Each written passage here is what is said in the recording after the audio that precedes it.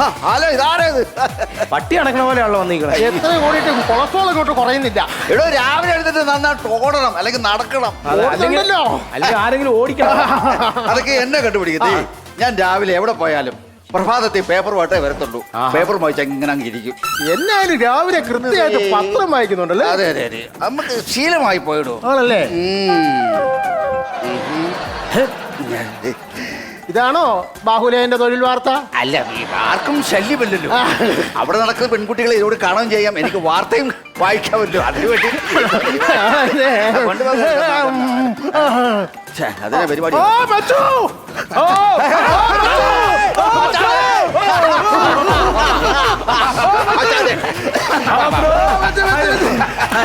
താമസിച്ചു പോയല്ലേ?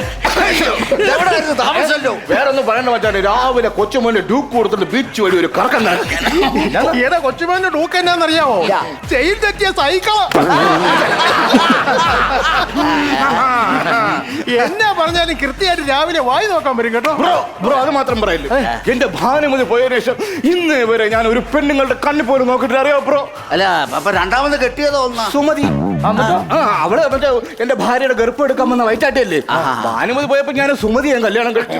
ഞങ്ങളുടെ ജീവിതം അങ്ങ് പുഷ്പിച്ച് പുഷ്പിച്ച് പുഷ്പിച്ച് വന്നപ്പോ അവളെ ഈശ്വരൻ കൊണ്ടുപോയി ബ്രോ. അല്ലല്ലോ, അങ്ങനെ കണ്ണുള്ളപ്പം കണ്ണിന്റെ കാഴ്ച അറിയില്ലല്ലോ. നല്ലവരെയൊക്കെ ഈശ്വരൻ അങ്ങ് മേലോട്ട് കൊണ്ടുപോകും. മേളിരിക്കുന്ന ഈശ്വരൻ, മേളിരിക്കുന്ന ഈശ്വരനല്ല, കറവക്കാരൻ അണ്ണാച്ചി ഈശ്വരൻ. അവൻ എന്റെ പശുവിനെ കറക്കാൻ വന്ന് കറക്കി എന്റെ ഭാര്യയെ കറക്കൊണ്ടല്ലേ പോയത്.